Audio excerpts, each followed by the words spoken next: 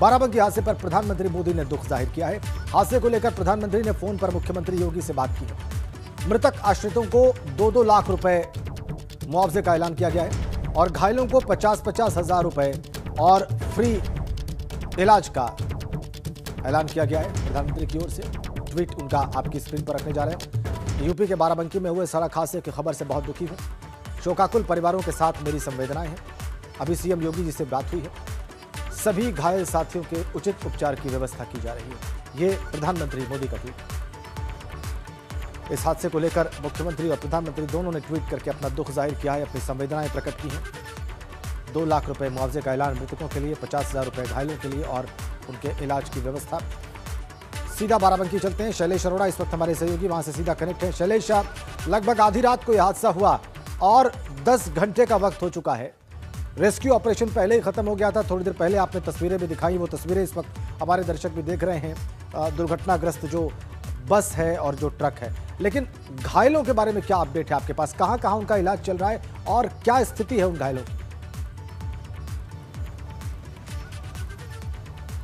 देखिए, बाराबंकी के जिला अस्पताल में भी इनका इलाज चल रहा है, मेडिकल कॉलेज। और अगर बात करें लखनऊ की, तो लखनऊ के मेडिकल कॉलेज का जो ट्रॉमा सेंटर है, 8 लोग जो गंभीर रूप से घायल हुए थे उनको वहां पर भेजा गया। अभी यहाँ पर बाराबंकी के डीएम आदर्श सिंह पहुंचे, जहां पर एक बस को, ट्रक को खड़ा किया गया है।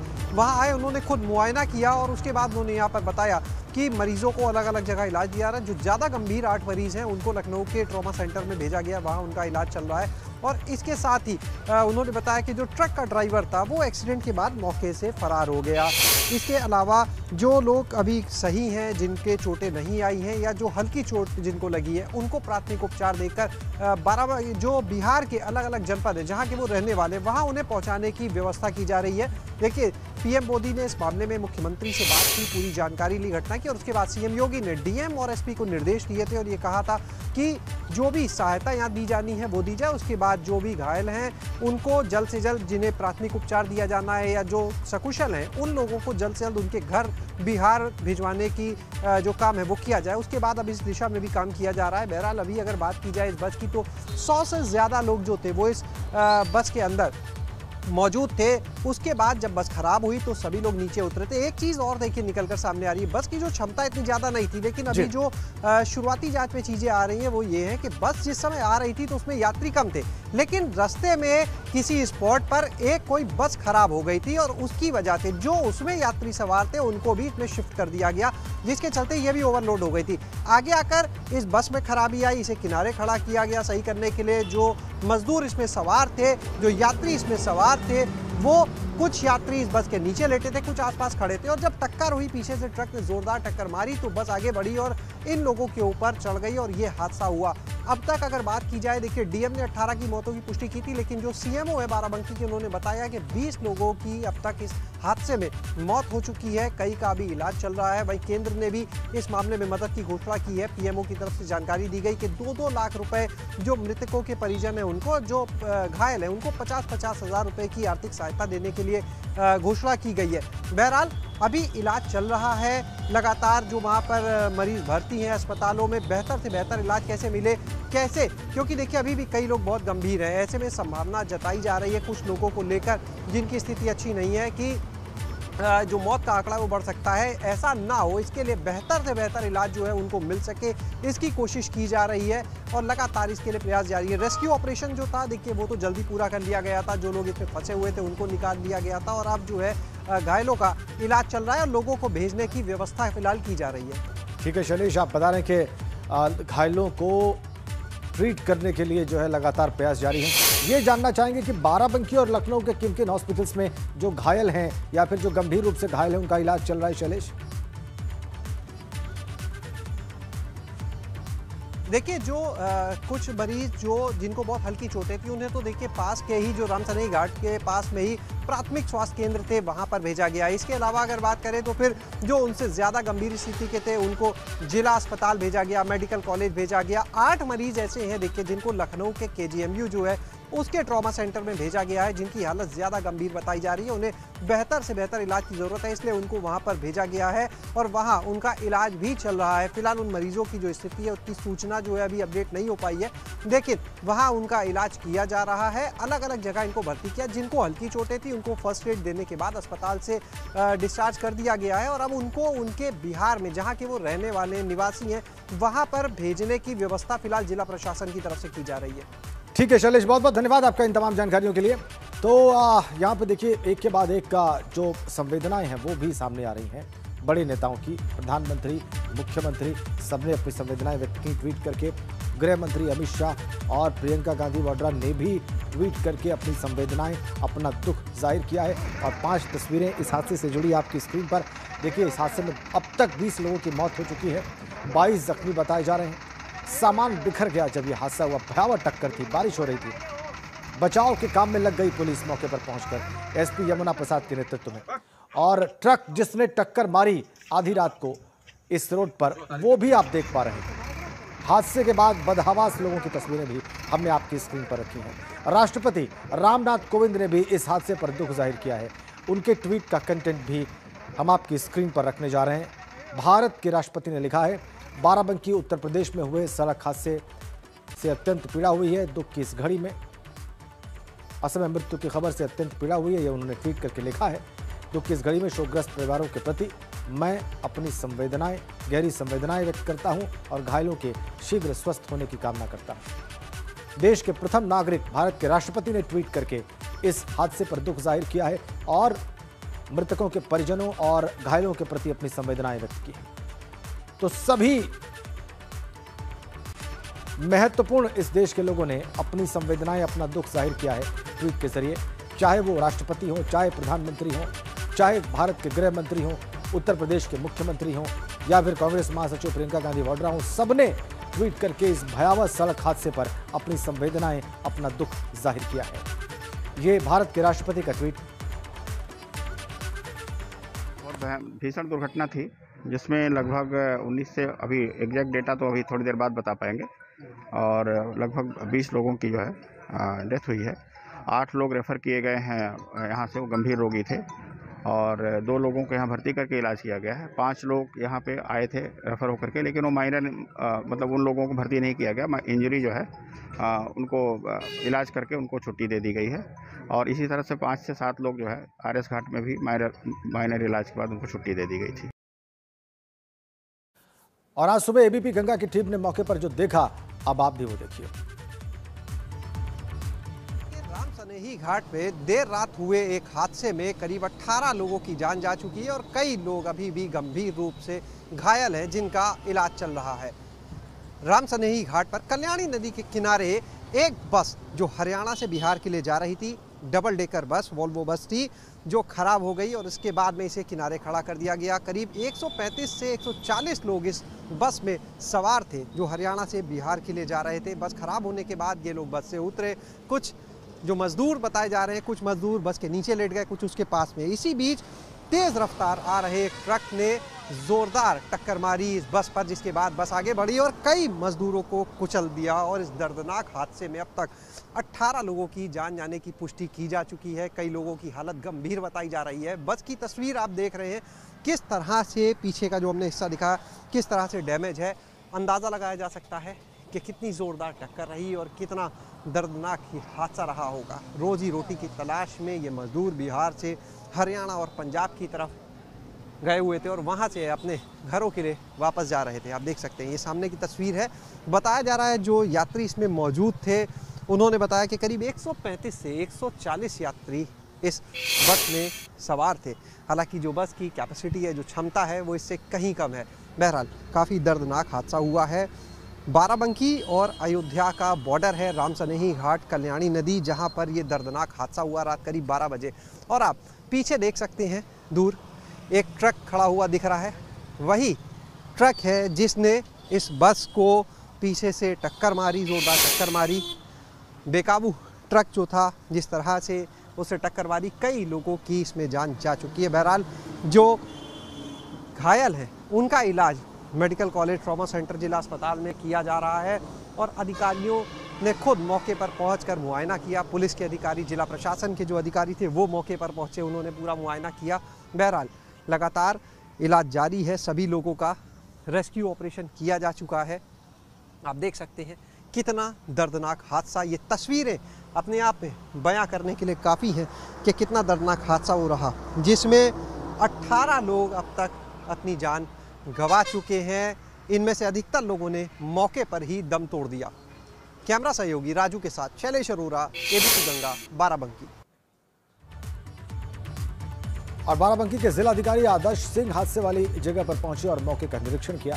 डीएम आदर्श सिंह ने अब तक 18 मौतों की पुष्टि की है। घायलों का इलाज चल रहा है। हादसे के बाद से ट्रक ड्राइवर फरार हो गया है। डीएम आदर्श सिंह से बात की हमारे संवाददाता शैलेश अरोरा। बाराबंकी के डीएम आदर्श सिंह इस समय उस स्पॉट पर पहुंचे हैं जहां पर बाराबंकी हादसे में क्षतिग्रस्त हुई बस और ट्रक खड़े हैं। सीधे बात करेंगे। सर, जो हादसा हुआ अभी तक पहले जानना चाहेंगे कितने लोगों की मौत की पुष्टि की जा सकती है? कुछ तो 18 कह रहे हैं, कुछ 20 कह रहे हैं। जहाँ तक मेरी जानकारी अभी 18 लोगों की अनफॉर्चुनेट डेथ की पुष्टि हुई है, लेकिन कुछ लोग ट्रॉमा सेंटर लखनऊ में हैं, उनमें से कुछ लोग सीरियस कंडीशन में हैं, तो होपफुली वो रिकवर कर जाएंगे। और फिलहाल अभी 18 लोगों की पुष्टि मैं कर सकता हूँ। सर, बस में लगभग कितने यात्री सवार थे? 100 से ऊपर यात्री इस बस में सवार थे। और इसमें भी जो प्राथमिक जानकारी मिली, हालांकि अभी इसमें और जांच का विषय है, कि इस बस में ओरिजिनली शायद कम पैसेंजर्स थे, फिर रास्ते में किसी और बस जो ख़राब हो गई थी उसके पैसेंजर्स भी इसमें आए थे। अभी फ़िलहाल 100 लोग जो हैं उन जो कि सुरक्षित थे, उनकी व्यवस्था हम लोग ने करवाई थी। वो हमारे सरकारी स्कूल में है वहाँ पे। और बाद में जो बाकी बातें हैं वो जांच के बाद ही समझ में आएंगी कि कितने एक्चुअली लोग इसमें सवार थे और बीच में ऐसा क्या हुआ था कि इसमें और पैसेंजर्स आ गए थे। बाकी बातें बाद में आएंगी समझ में।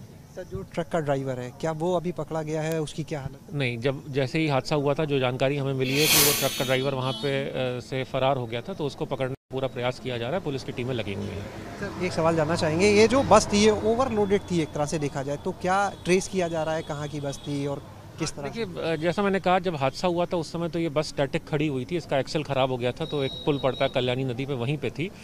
और कुछ लोग जो है वो अधिकांश लोग बस से बाहर आ गए थे और कुछ लोग वो बस के सामने ही विश्राम कर रहे थे लेट के।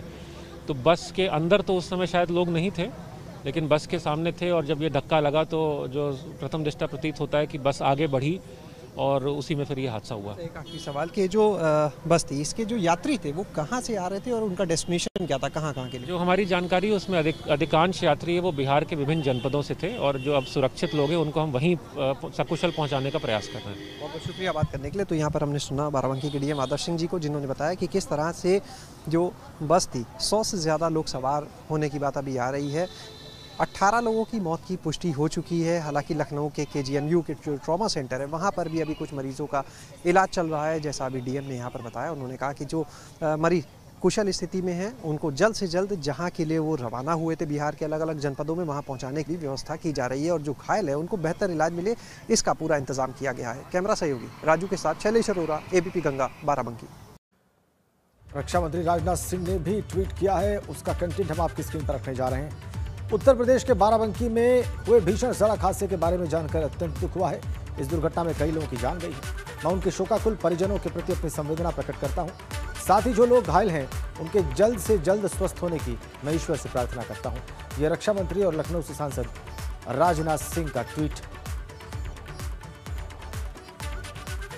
देश के लगभग सभी बड़े नेताओं ने ट्वीट करके अपना दुख, अपनी संवेदनाएं व्यक्त की हैं इस बड़े हादसे पर, इस भयावह हादसे पर।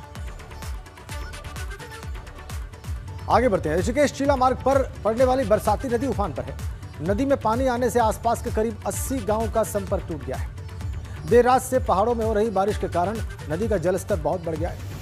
जलस्तर बढ़ने के कारण एक ट्रक नदी को पार करते हुए बीच जलधारा में फंस गया। चालक ने किसी तरह से अपनी जान बचाई, लेकिन वाहन को पानी से बाहर नहीं निकाला जा सका। वहीं मसूरी में लगातार हो रही बारिश से जनजीवन अस्त व्यस्त हो गया है। यहाँ मसूरी देहरादून मार्ग पर मैगी पॉइंट के पास भारी मलबा आने से मार्ग बंद हो गया। करीब 3 घंटों से यह रास्ता बंद है। अब लोक निर्माण विभाग JCB की मदद से मलबे को हटाने का काम कर रहा है। वहीं दूसरी ओर केम्प्टी फॉल में जलस्तर बढ़ने से केम्प्टी फॉल सुरक्षा की दृष्टि से खाली करवाया गया है।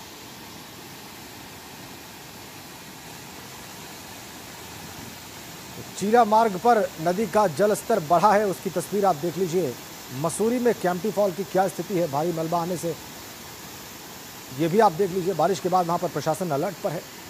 चीला मार्ग पर ऋषिकेश में नदी का जल स्तर बढ़ा है और ये लोगों के लिए समस्या। 80 गांव से संपर्क टूट गया है।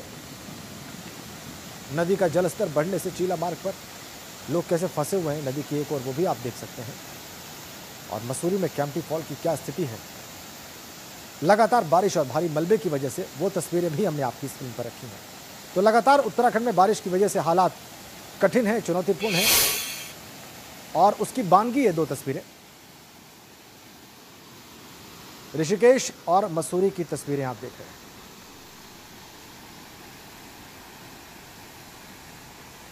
चीला मार्ग ऋषिकेश का देखिए, जब नदी ने रौद्र रूप लिया, जब उसका जल स्तर बढ़ा तो फिर इस मार्ग का क्या हश्र हो गया, ये क्या दृश्य है।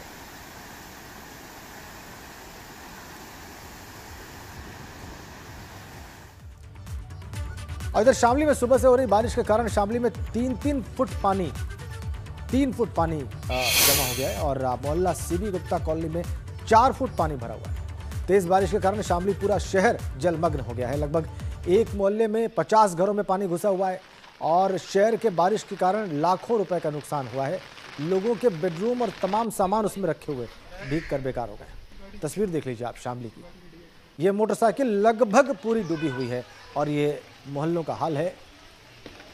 घरों में पानी घुसा हुआ है। तस्वीरें आप देख लीजिए, लोगों के बेडरूम्स तक पानी घुसा हुआ है और जो सामान रखा हुआ है वहाँ पर वो भी जलमग्न, वो भी बेकार टूट कर। लगातार बारिश की वजह से शामली की ये स्थिति।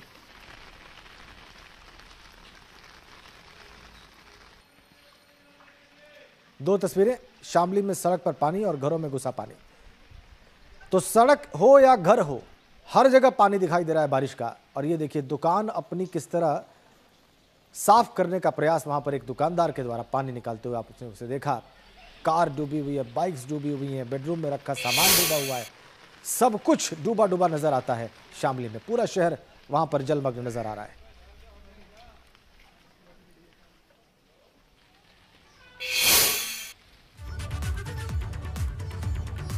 सबसे समस्या आ रही, कोई शिकायत विकायत नहीं की। ये कई साल से समस्या आ रही, जब से ये खाला नेड़ा हुआ जब से ज़्यादा समस्या है।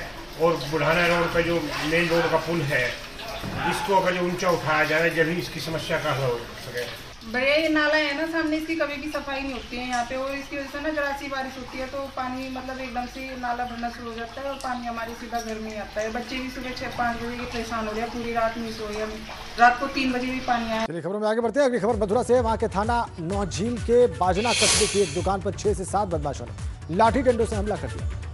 इसमें दुकान मालिक और उसके बेटे की गुंडों ने बेरहमी से पिटाई की और ये पूरा मामला सीसीटीवी में कैद हो गया। मारपीट के बाद आरोपी 12,700 रुपए भी लूट कर ले गए और बाद में पिता पुत्र को अस्पताल में भर्ती करवाया गया और अब पुलिस पूरे मामले की जांच में जुटी है। तस्वीरें आप देख लीजिए, सीसीटीवी फुटेज मथुरा से। 6 से 7 बदमाशों का दुकान मालिक पर आप हमला देखिए, कैसे इन्होंने हमला किया घुसकर और दुकान मालिक और उसके बेटे को खूब पीटा।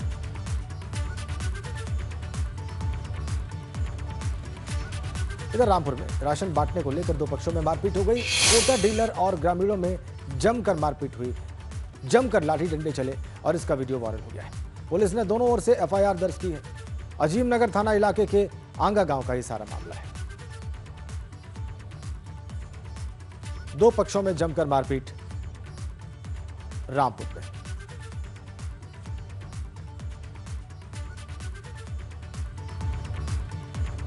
सीतापुर शहर के पौष कॉलोनी प्रेमनगर में मंगलवार को आधी रात हुए धमाके से लोग दहशत में आ गए। धमाका कारतूस बनाने वाली लाइसेंसी फैक्ट्री के मकान में हुआ। बाद में फायर ब्रिगेड की 2 गाड़ियों ने मौके पर पहुंचकर 2 घंटों में आग पर काबू पाया। तस्वीरें देख लीजिए आप इस अग्निकांड की। कारतूस बनाने वाली लाइसेंसी फैक्ट्री में यह धमाका हुआ था सीतापुर में। यहाँ पावा मैन्युफैक्चरर के नाम से कार्ट्रिज के जो है एक फैक्ट्री चल रही थी। इसका 1981 से लाइसेंस है और यहाँ पे इनके मैनेजर मौजूद हैं। इनके द्वारा जो बताया गया है कि ये दिसंबर तक का इनके पास वैधता है। इसकी छत पे कुछ स्क्रैप रखा हुआ था, उसमें आग लग गई है, जिसके कारण उसमें जैसा आसपास के लोग बता रहे हैं कि चेक ब्लास्ट होने के कारण उसकी छत में जो है दीवारें डैमेज हो गई हैं। फायर टेंडर की गाड़ियां पहुंच गई हैं, आग पर काबू पा लिया गया है, किसी प्रकार की कोई जनहानि नहीं है। और एक बड़ी अपडेट लखनऊ से है, सेना में भी भर्ती हो सकेंगे यूपी मदरसा बोर्ड के छात्र। जी हां, यूपी मदरसा शिक्षा परिषद से पढ़ाई करने वाले छात्र सेना सहित विभिन्न सेवाओं में भर्ती हो सकेंगे। विदेश में भी उच्च शिक्षा संस्थानों में दाखिला पा सकेंगे मदरसे के छात्र। बोर्ड अब भारतीय विद्यालय शिक्षा बोर्ड मंडल में पंजीकरण कराने जा रहा है और उसका नतीजा ये होगा कि सेना सहित दूसरे संस्थानों में प्रवेश पा सकेंगे मदरसे के भी छात्र। एक और बड़ी खबर गाजियाबाद से है। महामेधा बैंक घोटाले में अमित कसाना को कोर्ट ने 14 दिनों की न्यायिक हिरासत में भेज दिया है जेल। महामेधा कोऑपरेटिव बैंक में हुए 100 करोड़ रुपए के घोटाले का यह सारा मामला है। एसआईबी स्पेशल इन्वेस्टिगेशन ब्रांच इस पूरे मामले की जांच कर रही है। अमित कसाना ने अपने साथियों के साथ मिलकर 20 करोड़ रुपयों का गबन किया था।